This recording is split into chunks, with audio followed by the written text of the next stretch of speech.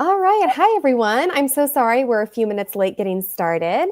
Thank you so much for joining us live this afternoon, evening, wherever you're joining us from. So I'm so excited about today's session with Jared. We're going to be going over part two in how to reduce your workload with AI. So really fun session. My name is Lauren Dennis with Design for Learning. I'll be hanging out in the chat, dropping in all the links that you need, answering any questions that you have. And then we will also be answering questions throughout the masterclass and at the end.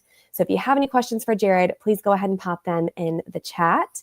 And just a quick reminder that this webinar is live and we will not be sending out a recording, but we will have a replay that will go live later this evening. So if you have to hop off early or if you're a little bit late, you'll be able to rewatch it then. So with all of that, I'm going to turn it over to your facilitator, Jared Johnson. Hello, everybody. How is everyone doing today? I'm excited to be here. So thank you, Lauren, and welcome to the second part, communication and personalization. And let's start it off with a question. My question to you is, if you could delegate one thing in teaching, what would it be? What would it be? If you could delegate one thing in teaching, what would it be? Put it in the chat and let's see what everyone has to say.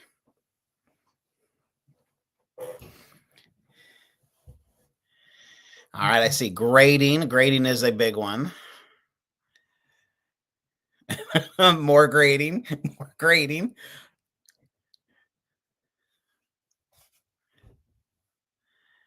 I like it. All right. I feel like everybody's in agreement here. Grading, especially with writing. Okay.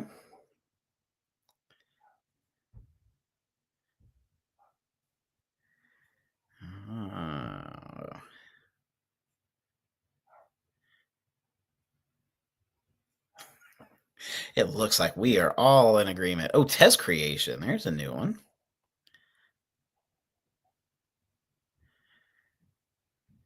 I see. So as we know as teachers, our day is filled to the brim with a million different things that we have going on. And so one of the great things about AI, and I truly believe this, AI is not going to replace the teacher, but AI is there to assist the teachers with being able to do things a lot faster so we can spend more important time on what is important, and that is teaching and working and building relationships with our students. So hopefully we will all find ways where maybe AI can take that grading piece off the table, some communication off the table, and being able to create resources kind of off the table for us as we go through. So thank you all for joining in on that chat there. So grading is definitely a big one on everybody's mind. And so just to reintroduce myself again, my name is Jared Johnson. I'm an educational technology consultant and digital learning coach in South Carolina. And so I'm very excited to be here with you all on this webinar. And so our goal in this session is to learn how AI can improve student support, differentiation, and communication. And so that is what our primary focus is going to be on in this session. But if we have time, hopefully we can tackle a little bit of that grading that everybody is saying they would love help with. So the AI tools that we're going to be using in this session, or I'll be talking about in this session, you can see here. So let me know in the comments, do you have any experience with any of these tools like ChatGPT, Gemini, Magic School, School AI? Pear Deck has introduced some AI along with Kami. Of course, there's Brisk and Quizzes and Canva. So, oh, and thank you, Lauren, for dropping the presentation in there. But let me know in the chats, what do you have, what have you used in the past? What experience do you have with any of these tools? Maybe some of these might be even new to you. Maybe you've never heard of them before.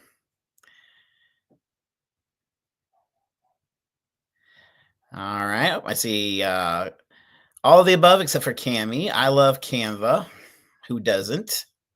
Canva is one of my favorites. Lauren and I were even talking about Canva right before we started. Okay, good. All right. So it looks like everybody's kind of on that a little bit. Very familiar with the tools.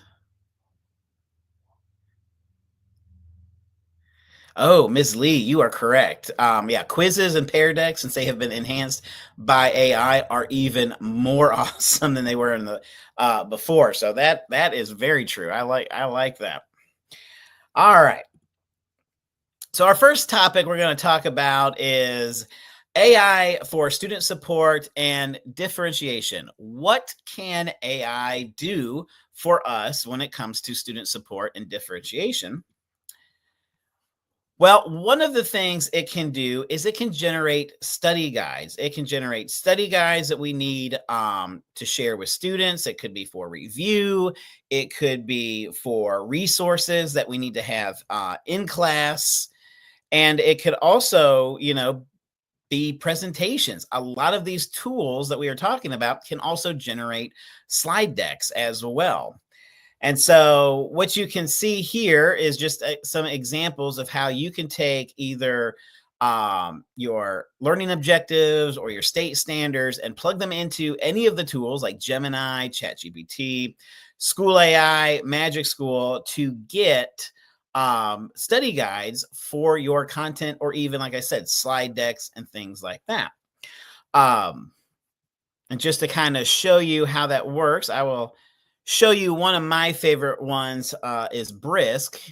And so I have here, so as a former social studies teacher, my default is to go into history stuff. So we will pretend that I am teaching a class, an 8th grade class, and I am going to be teaching the Nebraska-Kansas Act, or Kansas-Nebraska Act. And so all of this is great material, but it's a lot of material.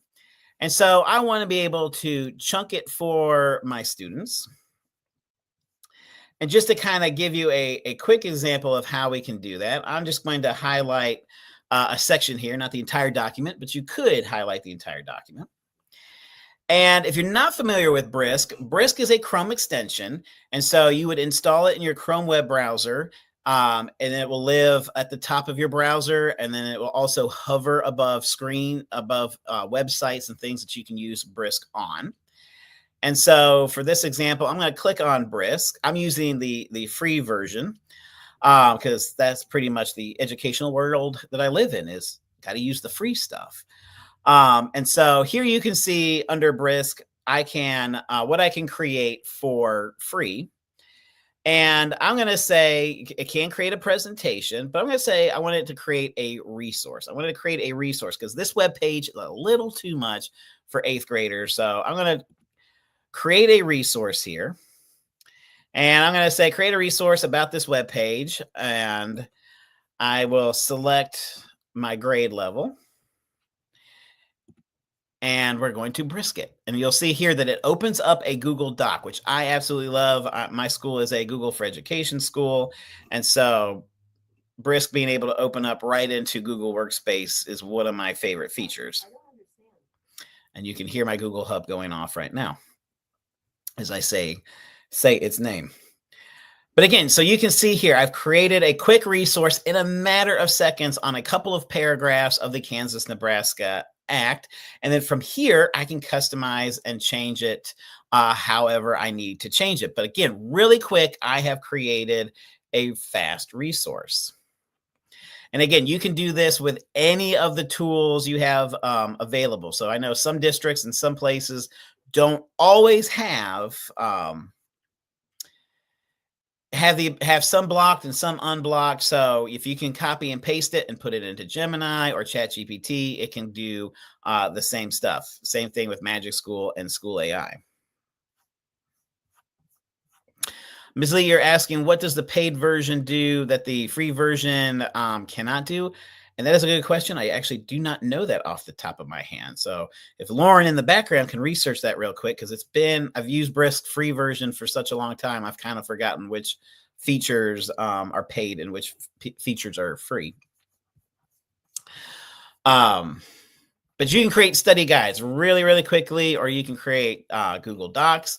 One of the other great features of it here, same here, yes. I live in the world of free, unfortunately. One day I hope to live in the paid world. Now I lost my train of thought. So again, supporting students, another way to support students with AI is being able to level or translate texts, which is also a great feature too. So if you have students where English is not their first language, or if you have a mixed class of students that have different reading levels. So if I'm teaching an 8th grade class, but I know a few of my kids are probably reading at a 4th or 5th grade level. So again, just to kind of go back to our Kansas-Nebraska Act here, you can see here, this is quite a big paragraph. And I'm going to highlight it again, and I'm going to go to Brisk. And you can also do this in Magic School. Get Magic School to load. So here's Magic School, what it looks like when you use the text leveler here. So again, it's kind of like a pick your poison thing, but I'm going to say we're going to create a resource again. Oop, take that back. Hold on. We're going to say change level. And again, this is for 8th grade, but again, I know some of my students are kind of on a 4th grade reading level. So I'm going to change my grade to 4th. Now, you also will notice it says English over here. So if you have students that might need it in Spanish or Mandarin or those kind of things, you can also change the language right here, which is pretty cool. And so I'm just going to say change reading level. It's going to open up another Google Doc. Thank you, Lauren, for putting that in there. So it's giving me it's generating the original article. So the student can always go back to the original article. It's including a picture of the act. And then you can see here how it is breaking down those sections into smaller little bites that would be on a 4th grade reading level. Now, the one thing you also want to do is AI. AI is not perfect. So anytime you are generating anything, always go back in and double check to make sure that it is appropriate for your students. Because while Brisk may say this is a 4th grade reading level, it might be higher or it might be lower. So it's always good to kind of read it over to make sure that your students know or that you know that this is a good resource for your students. And again, you can see the modifications we can do for it. So I can translate it to a different language and share it out to students that way. I can make it shorter. I can make it longer, take away details, add more details. I can add that customization in on that document before I go and share it with students. And yet, like I said, you can do this with Brisk. You can do this with Magic School. So whatever tool you like, definitely use it and use those features. The other neat thing you can do too is create personalized learning paths with it. So as we know, personalized learning is very important. We have a wide range of students in our classes with a variety of different needs and levels. And so AI and a lot of AI tools can help us create individual paths for those students that are on their grade level. So one of, again, my favorites here to help personalize learning is Kami. And you also have quizzes and Pear Deck. Pear Deck's new auto-generating feature is fantastic. So if you have, let me go in here. Oh, it logged me out. Basically, what you do is you plug in your learning targets or your standards into Pear Deck, and then it will auto-generate the slides. And so again, you can go in, it gives you the slide decks. You can customize them however you need. So I can export them over to Google Doc or Google Slides, and I can take out slides. I can add things to slides, all of that great thing. But you can now do that within Pear Deck.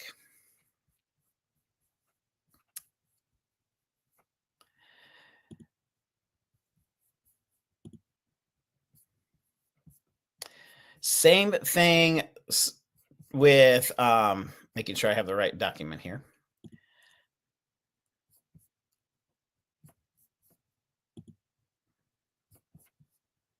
Oh, there's my example of Spanish.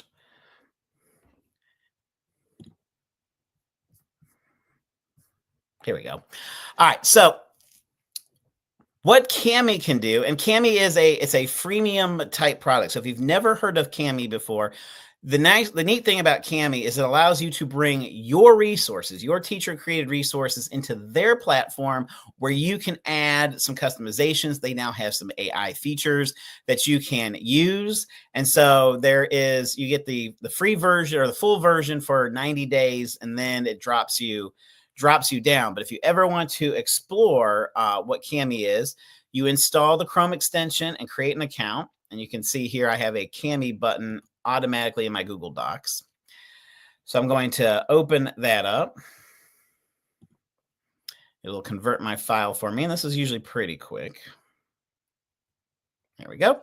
And so now my document is loaded into Cami. It can be a Google Doc, it can be a Microsoft, it can be PDF. If it is a PDF, you do want to run the text convert on it so it knows the text that's in the document. But just real quick, what you can do with Cami is, let's say this is on an 8th grade level. A student can highlight the text in the document, and they can go over to the tools and they can say summarize, and it will summarize for them. It's going to call me a liar.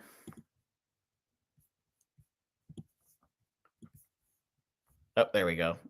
It's just delayed. There we go. And so now it can re-level automatically. So students, you can give them the full document. But if you have students that know that maybe they're not quite on grade level, the student can go in and say, change this paragraph to 5th grade, 4th grade, 7th grade, and it will make those modifications for them.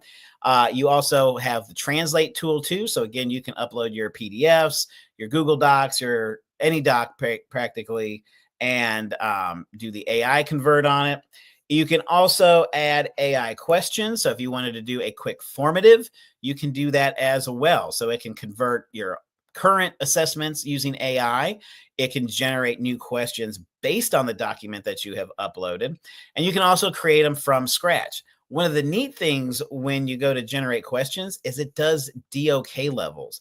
So if you are a DOK person, and I go into my advanced settings here, you can see where I can toggle my on grade level, below grade level, or above grade level, and then my depth of knowledge level. So if that is something that you know of and use in your current teaching, this is a great resource for that as well. And again, a lot of these tools that have existed forever have only gotten better because of the AI integration.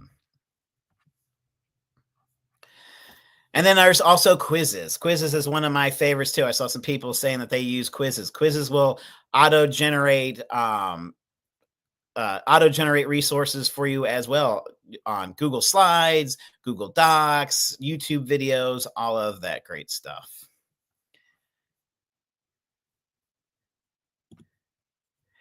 All right, so here's our second question. In the chat, I want you to tell me, how do you currently differentiate your instruction, and what is the biggest challenge you have? How do you currently differentiate your instruction, and what is the biggest challenge you have? Drop that into the chat for me. One of the things I absolutely love about these live virtual sessions is being able to learn from each other and being able to build community. Be like, that's a challenge I have too. Maybe we should collaborate on that.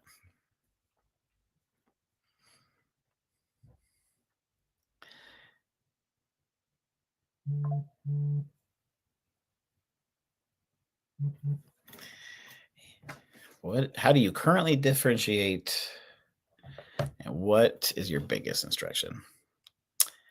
Brisk and Diffit for text leveling. Yes.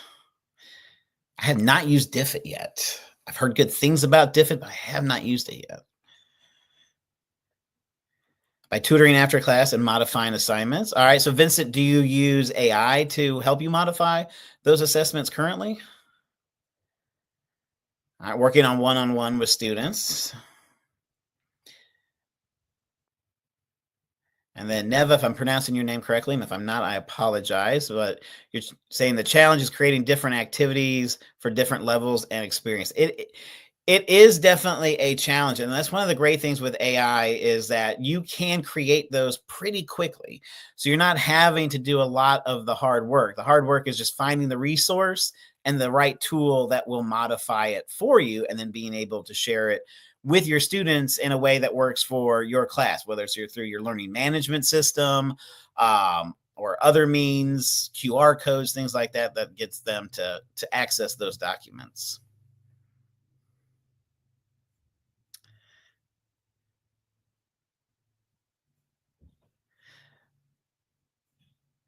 Yep, and the challenge is, yeah, how diverse the classes are. Let's see. Kathy used to teach 8th grade reading levels. From 12 or from 2 to 12, how do you differentiate that range? It's a challenge, and a lot of the products out there, at least the products I have had experience using, currently are differentiating based on grade level, and not really reading level. So if anybody out there knows of a tool that can do specific reading levels, please drop that in the chat and let us know, because I haven't had experience with that. All I've used are the ones that do the grade levels. All right. Assessing each student and then working one-on-one with them in a very diverse classroom.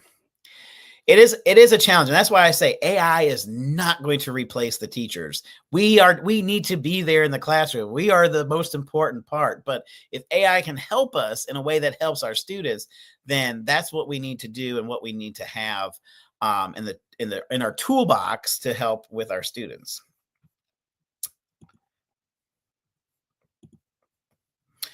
All right. I forgot to delete a slide. So topic 2, AI for the classroom and parent communication. What can AI do for that? So I see we have some middle school teachers in the chat. If we have any elementary teachers, I know that parent communication is key, especially in those lower levels. In middle school, it's mostly emails that get sent out to parents, but AI can help us with that. And so depending on what it is that you want to communicate and how you want to communicate, there might just be a tool for you in this toolkit. All right. So one of my favorites is generating newsletters, progress monitors, and parent notes. These are all things that we can use AI for. So we can use ChatGPT and Canva to create custom templates for, monthly newsletters or weekly newsletters. We can use Magic School for email blasts. We can use Gemini to create Google Sheet templates. So if you have to do like progress monitoring or those kind of things that need to be more in a spreadsheet, you can do all of those things with AI and have it set up the template that you need that you can then go back into and input the data. Now, of course, with AI, you do not want to put identifying information into any of these products. I know that, for the most part, they're school safe, and they say on the back end that, they don't train their models using student data. But me personally, I don't like to add any kind of identifying information into any of the AI prompts, just because there's always a chance, right? There's always a chance. It's technology. There's always a chance. I'll put my personal information in because I know what I'm putting into it, but I will not put student information in. So creating templates is kind of the key there. So one of the things I want to show you real quick that I have just recently learned, and I am very excited about this, and you may already know about it. I was a little late to the game on this little feature, but If you are a ChatGPT user, and I love ChatGPT. I use them all. It just depends on what I'm doing with them all. But in ChatGPT, there is now a Canva GPT. And so if you have a ChatGPT account and you go to where it says explore GPTs and search for Canva, it will now sync Canva to your ChatGPT, and you can make requests for ChatGPT to make Canva templates for you. And just let me show you, because I think this is really cool. Let's hope it works live. It has worked in practice. I hope it works live. All right, but I want to say you are an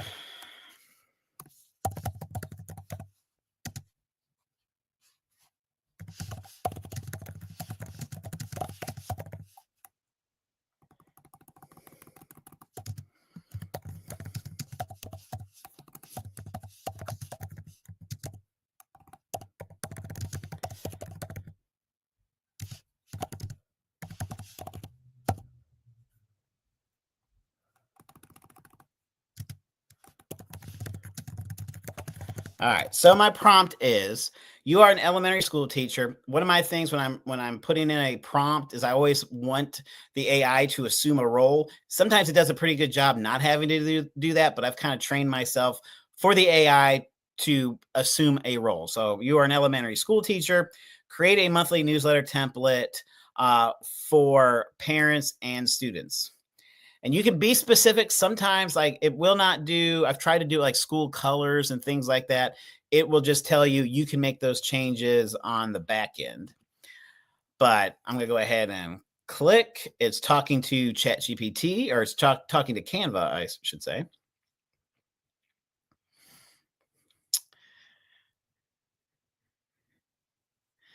All right. And so, boom, right there, it is generating some options.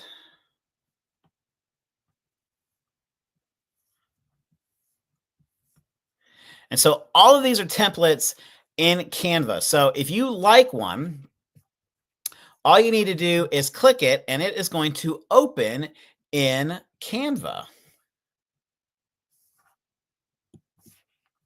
And let me go to one that I have already created. So this is one that ChatGPT created for me, and I opened it in Canva. Now, again, like I said, it will give you a template, but you have to go in and customize it. But again, I don't have to think about it. I can look at ChatGPT and say, that one right there is what I like. Open it in Canva, and I can go in and I can customize for my school colors. I can swap out pictures. This one had pretty spring flowers on it, but it's March, and so I changed it out for some shamrocks. But again, you can customize all of this stuff, throw your information into it, and send it out to parents and students. I think this is pretty cool.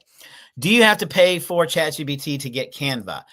Yes and no. So you get up to I want to say you can prompt it 5 times, maybe 4 times, to create canvas, and then you run out for a couple of hours. Because I realized this too. So, like, if I didn't like any of the designs it gave me, I can reprompt it, and then I'll hit a limit, and it'll say, "Sorry, you have to sit it out for 2 hours." And then after 2 hours, you can go back in and reprompt it. If you are paying for full ChatGPT, then it's unlimited how many times you can generate Canva docs. But this also works too with Canva presentations, Canva documents. So, you're teaching World War II, create me a World War II slide template, boom. And it will do that. And all I need to do is go over to Canva and plug in my information. And so, yeah, to explore GPTs, like Lauren says, if you go to the Explore GPTs, here are all the different ones that you can add. And so you just have to search for Canva. I had to search for it. And then it links it up. It stays in your list here, so you can always go back to it and generate it. But yeah, it does limit you for a couple of hours, and then you can start generating again. So that was a good question. Thank you, Kathy. But I don't know. To me, when I saw this, I was like, this is a game changer right here. Like, I cannot wait to tell my faculty and staff about this, because I just think this is pretty cool. So hopefully you all do too. I think this is a big one.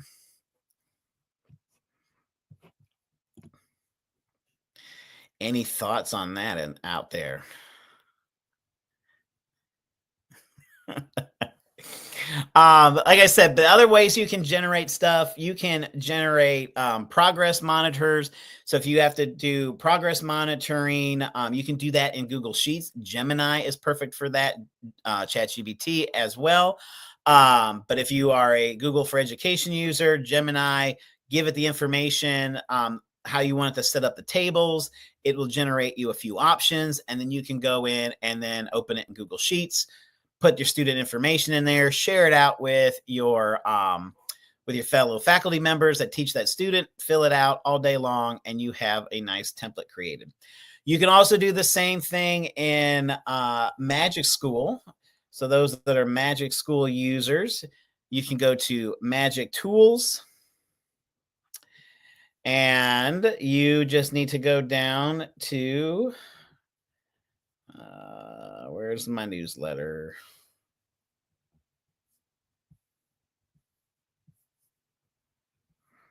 There we go, class newsletter. And so you can generate stuff right there. Now, the cool thing about Magic School is it doesn't generate the pretty templates like Canva would do, but it would generate an email blast type template that you can send out to parents.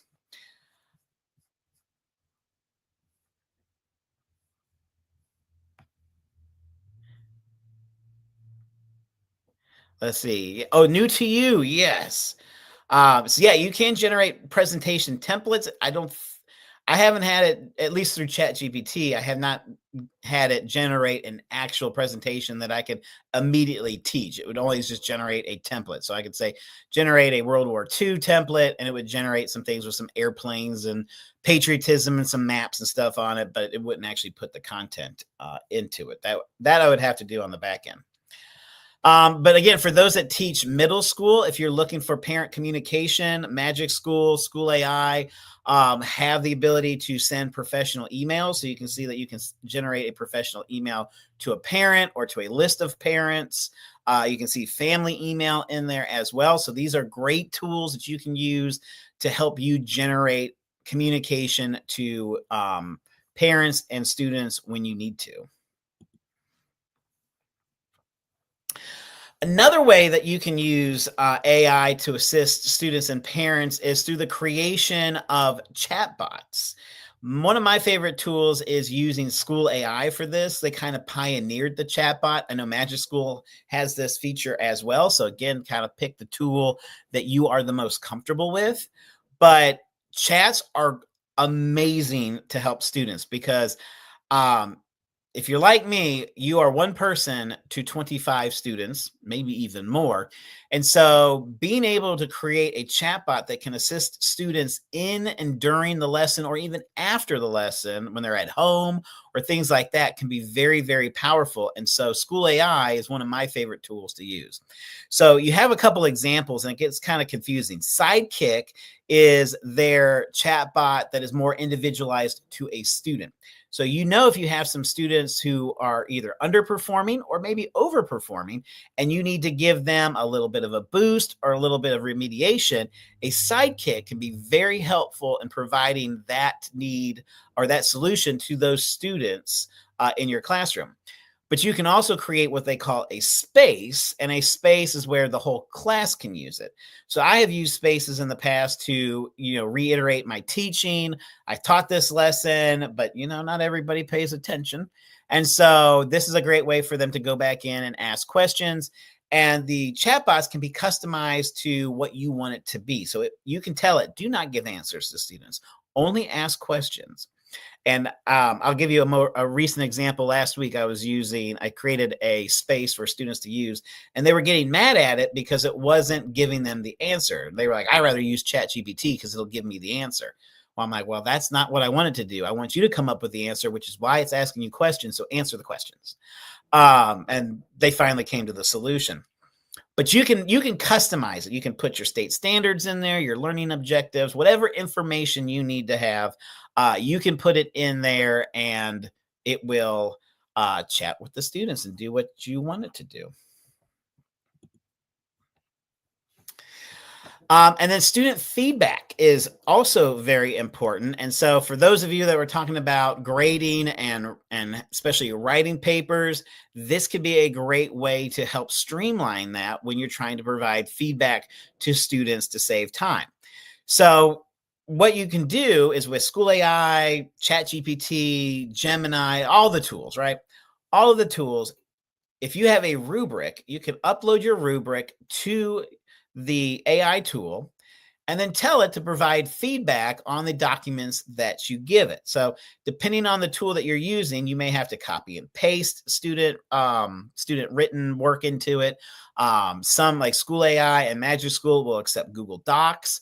And so you can take all your students' Google Docs and then put them into a folder and send them through School AI or Magic School for it to auto grade and make comments to it. And so a couple of things here. This first one here, report card comments. This is a great tool from Magic School. So what you can do, this doesn't have to be for report cards. This could just be communication home to a parent to let them know how Johnny did today at school. So you can see here, areas of strength, areas of growth, and it'll generate a very good informational text that you can send home to a student to let them know how they did this week, what their areas of growth were, where they need some help on. And then you also have what School AI has, and that's called Easy Grading Assistant. And that does exactly what it says it does, is it grades. So I'll show you where those live. So in School AI, if you're not familiar with it, a little different than Magic School, you land on their landing page, which is called Launchpad. Spaces is where you can go to create your sidekicks or your spaces. Tools is where you can go to create your lesson plans, your text levelers, your quizzes, all those things you can do, just like Magic School. But assistance, this is what I like.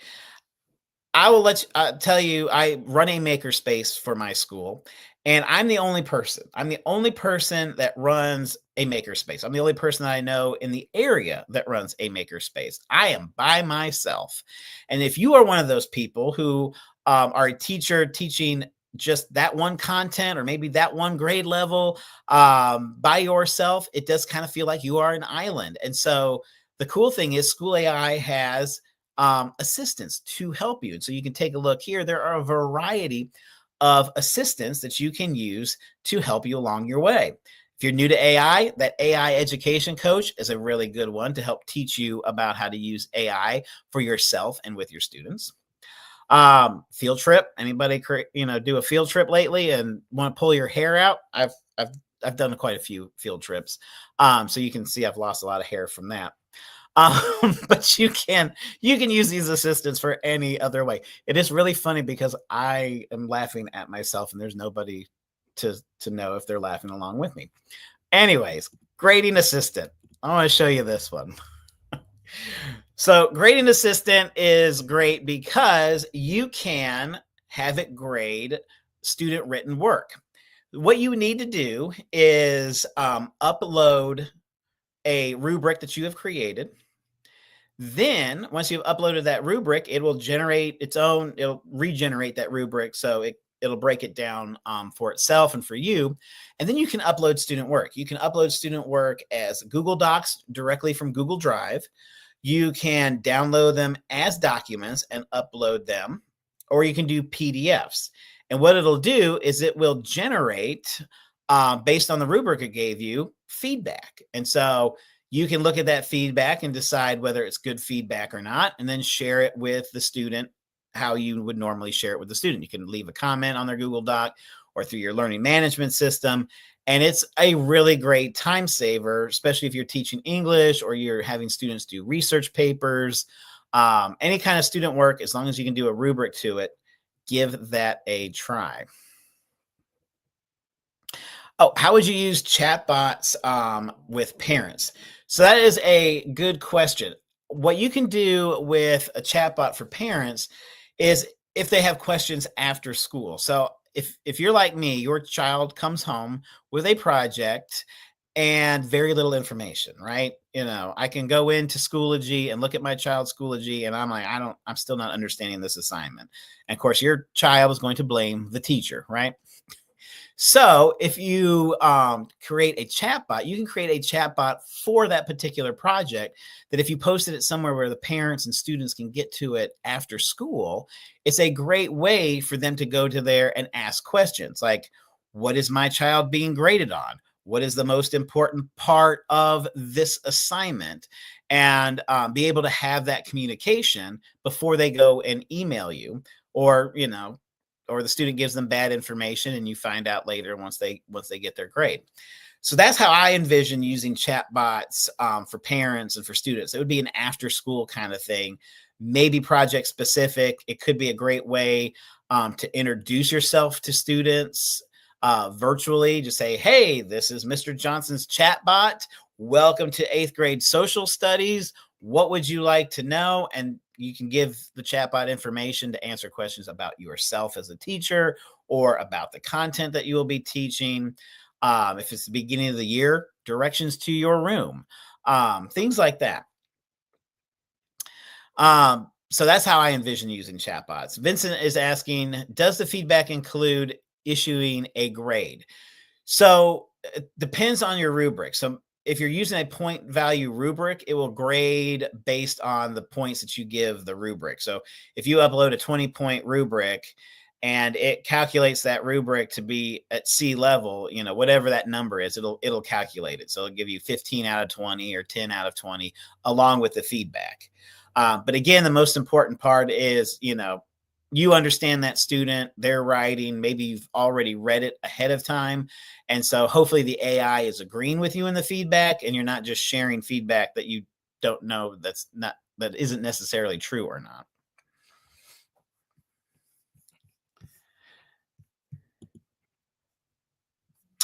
All right. So in the chat, if you've ever had to communicate with a parent, and I'm sure we all have, what is the hardest part of parent communication? Let me know in the chat. What is the hardest part of parent communication?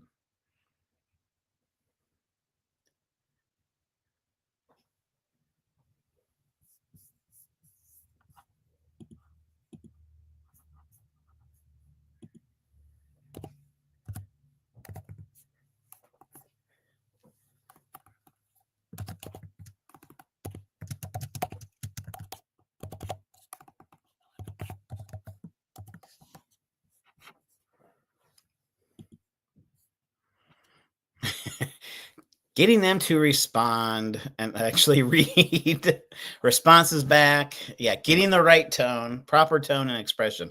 Yes, I will tell you that using any of these AI tools and the professional email writer, whether you're using Magic School or ChatGPT or Gemini, having them help you write an email is one of the best inventions ever, because I am one of those people who writes how I feel, right? And you can kind of sense if I'm angry or if I'm happy or whatever. And so I have used a lot, especially if a student has really upset you, or maybe there's an administrator that has really upset you. And, maybe it's just me, but maybe we've all been there where you accidentally pop off an email that you shouldn't have. And you're like, oh crap. Putting your thoughts through any of these AI tools is going to be a lifesaver. I will tell you, I have gotten more compliments on my emails, especially to parents, because I have to copy my administration on them.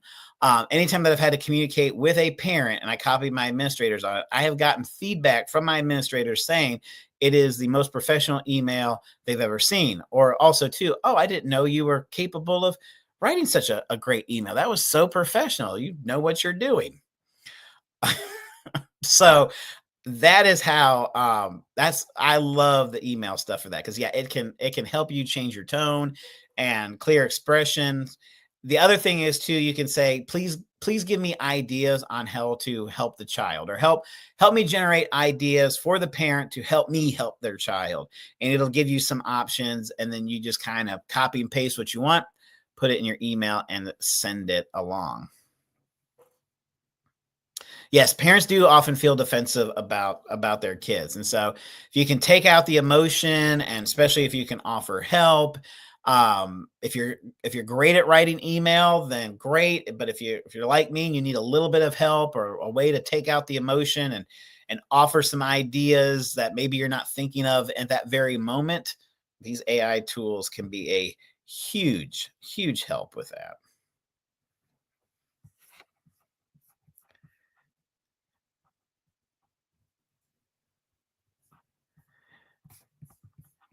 All right.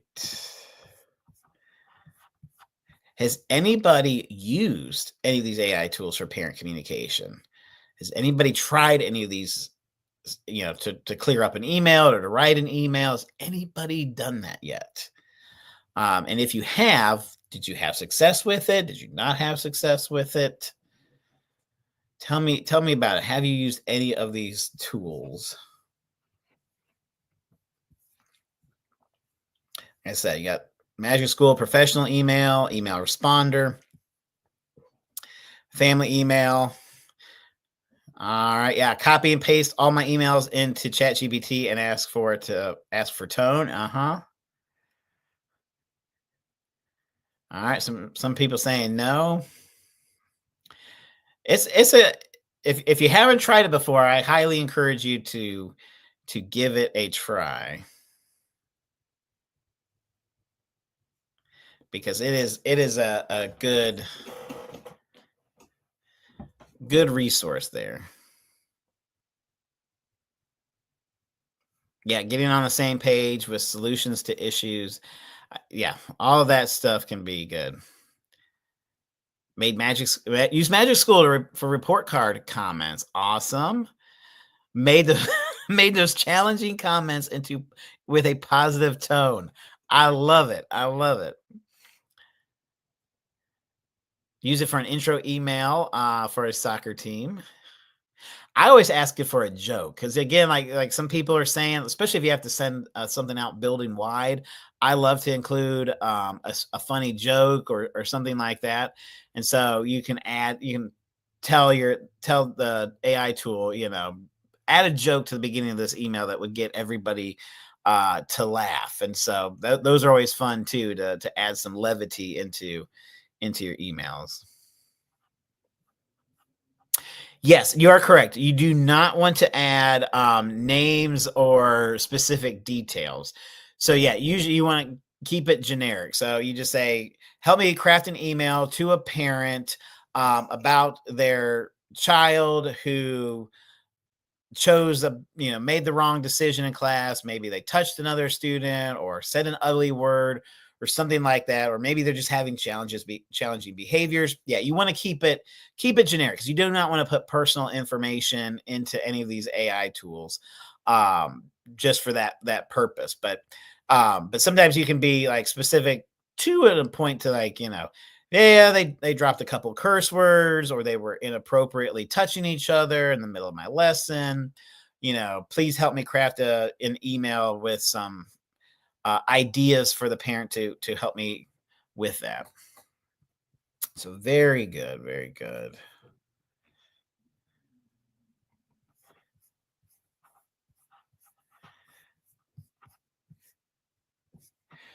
All right.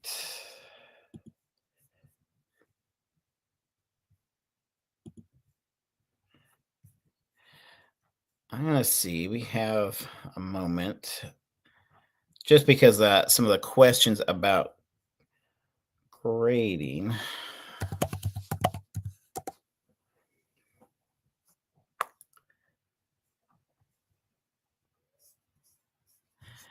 I might not actually have it on this computer.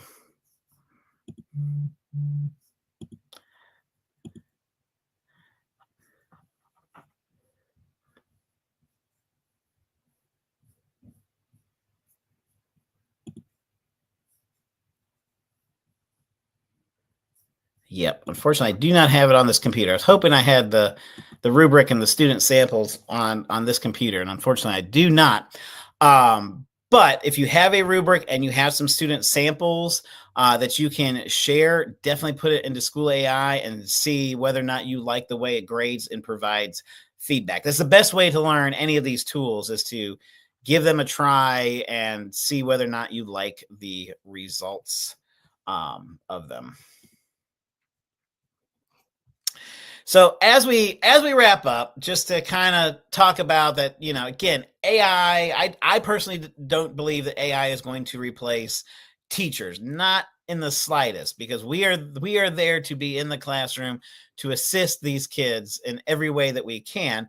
But AI can reduce a lot of the time we spend on repetitive communication, um, responding to emails, writing emails, progress monitoring, newsletters, those kind of things AI can help us with, along with being able to create resources for our students that maybe we weren't able to do before. So being able to level text or to create and chunk larger content and large documents into smaller pieces for our students to digest, or to put them on individual learning pathways if possible, where I know that these 4 students over here require a little bit more time and attention. So I'm going to create a pair deck, slide deck for them to go through that is at their level and at their pace, where these students over here, I know that I can move them forward and they can start creating their project using Canva or Adobe Express or whatever it might be.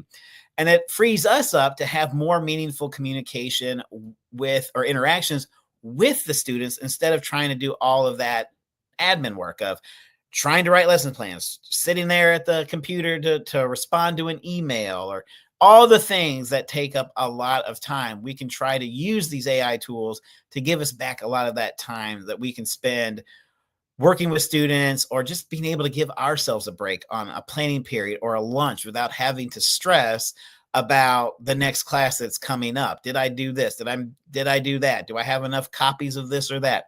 If we can take some stuff off our plates, it can be a big thing and help us with our work. So again, imagine sending communication, weekly student feedback, all of those things in minutes instead of hours. And so I really do think that these tools can be a huge, huge help to that, or for that.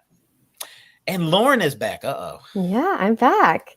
All right, Jared, that was amazing. You shared so many amazing, amazing tips. It's so cool to see how, you can use AI to save time, personalizing learning, communication, all of that. I just dropped the evaluation in the chat. We'd love to know what you thought of this masterclass. And if you're joining us from Mary Star of the Sea, you will need to fill out this evaluation for attendance.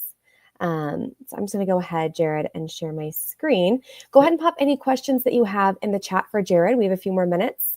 If you have anything that we haven't touched on, or a question that you have, please go ahead and drop that in now and we will answer that. So we have a couple more masterclasses in this series. So for the rest of the month, we have 2 more, and there'll be one on each Tuesday for the rest of the month. And so I really hope that today's session has given you some practical ideas for using AI to save time, personalizing learning, and communicating. But we know that AI isn't just about tools, right? There's so many great tools, but it's not just about that. It's about understanding how AI works and how to use it responsibly in education. So that's exactly why we created the AI Literacy Academy that is launching this April. So it's designed to help build that strong foundation in AI. So what it is, how it works, and most importantly, how to use it safely, responsibly, and effectively in schools. We get so many questions about that, and it's such an important piece to this. And so, It's very overwhelming, and so being able yeah, to take that time and really kind of learn it, that will be a huge help. yeah, for sure. Yeah, it's very intimidating. So in the academy, we cover essential AI literacy topics like bias, ethics, and data privacy, along with those hands-on strategies for using AI in a way that supports both teachers and students. So you'll get expert-led sessions, step-by-step protocols for safe AI use, PLC coaching, grade level specific lessons, co-learning experiences where we bring a virtual teacher in to kind of have those lessons with your students face-to-face. So that student-facing piece. and yeah, so much more. So I'm going to drop the link in the chat. You can sign up to join the waitlist now for exclusive pricing and early access. But yeah, we'll wait a few more minutes for some questions to flow in.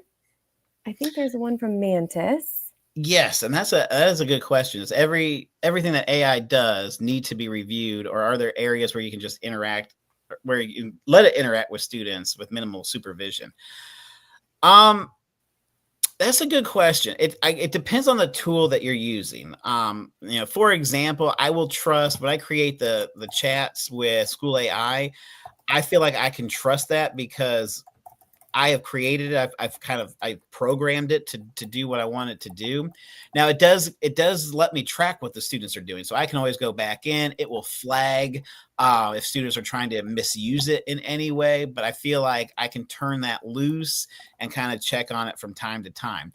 If I wanted to help generate feedback, I want to make sure that the feedback sounds like me and is definitely on par with how I feel the feedback should sound or be for a student. So it just kind of depends on what you're trying to do, because like that's why the AI Literacy Academy is so important, because it does help you identify biases and things that might be there that you might not see right away or expect. Do you have anything, Lauren, that you want to add to it? So I was gonna answer Miss Lee's question about where to register for the next sessions. So I just dropped the link in. But if you're registered for the whole series, like you registered for these sessions, you registered for the entire series, and we'll send you an email each week with a link for the next masterclass. So you're good to go if you already registered, but I dropped the link in there just in case. Definitely sign up right down there. Yeah. Right there. I mean, I would be careful with doing the minimal supervision with AI, just because you want to make sure if you're letting students interact with AI that it is supervised. But again, like what Jared was saying, it's so important that they have those skills, that they understand what AI is, how it works, and how to use it safely and effectively and responsibly. I just saw something. I think it was like 77% of employers, like they feel like if like they'll look at a candidate, even if they're not qualified for the position, if they have experience with AI, they'll hire them over someone who's like qualified and has that background for that job. So I feel like it's so important that, we have the skills, but that students have those skills for this kind of AI driven future that we're moving towards very, very quickly. And I feel like it's kind of like when Google and Wikipedia first came out, right? And so it's kind of along those same lines, is like you have to learn how to use it and use it effectively and be able to identify the pitfalls with it as well. I heard that too. And it's like back in the day, it was like Wikipedia was the best. And it was like, oh yeah, that's where we went for like information and everything. Now it's like, oh, no, not the best. You got to be careful. So all those things you just learn along the way. Mantis asks, is there such a thing as AI mail merge to email individualized letters? I don't know about an AI mail merge, but I know about mail merge for like email. I've never seen the AI do it, but yeah, usually you can generate it and then put it into your mail merge, whatever you're using to mail merge. So if it's like Google or anything like that.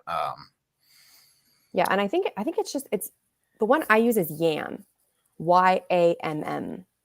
For Gmail. That's the mail merge that I like to use. Mantis, I don't know if that's helpful, but it's pretty easy. You just like add it as like an extension to your Gmail account, and it tells you like how to format like certain details to pull in information, and then you have your like sheet where you pull in the details. Maybe one day AI can.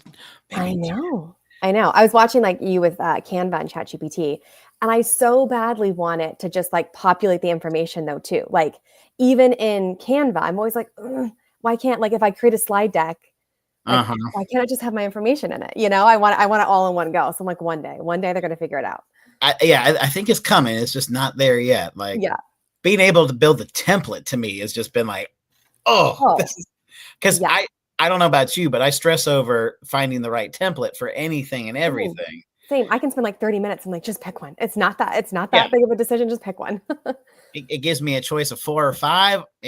Go with that one right there, customize it how I need to, and go on. Yeah. Jared Misley's asking if you have any other GPTs you use in ChatGPT. That's a good question. I have not, because I kind of go back and forth. I'm starting to get into the little GPTs, but I haven't used all of them except for Canva. Yeah. I gotta go back and forth between Gemini and Chat GPT. I haven't picked the one I want to be with yet. If that makes sense. No, it does. It does. I feel like there's a lot of people who it's like, oh, which one do I like? Well, Um, and the problem is it just kind of come down to a money factor. So, like for example, I have Gemini. I pay for mhm. Gemini because that's included in Oh, my yeah. Google storage upgrade. Right, right. And so I feel like I have to use it because I'm paying for it. And then I go to ChatGPT and go, do I really want to pay the $20 a month?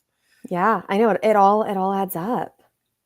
I'm kind of getting to the point where I think I have to pay for ChatGPT. I was like, I've been on the free version, but now I'm like, oh no, we're gonna use like the not so great version for the responses. And I'm like, no, I don't want the Yeah, not so great yeah. When version. you I run want out the of best free one. responses, that's Yes, exactly when you run out of free responses. That's when yeah, I'm like, okay, yeah. where's my Mantis. card? Yeah, yeah. Mantis says, does it ever seem like AI creates more work? Reviewing AI generated responses versus writing your own response. So for me with emails, I save so much time with like ChatGPT because I'm an overthinker and I'm like, oh, how does that sound? How does that sentence read? Mhm, mhm. And like just like what Jared was saying, like it like might pop up details. I'm like, oh, I didn't think about that.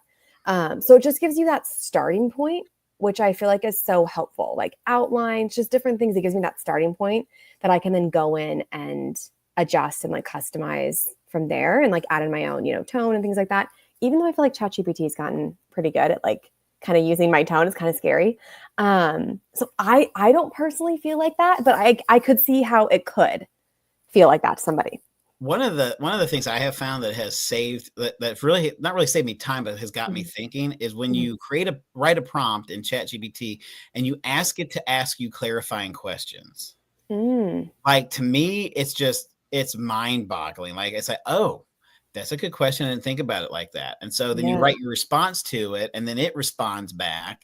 Mm, And so it's kind of neat when it goes, help me craft an email.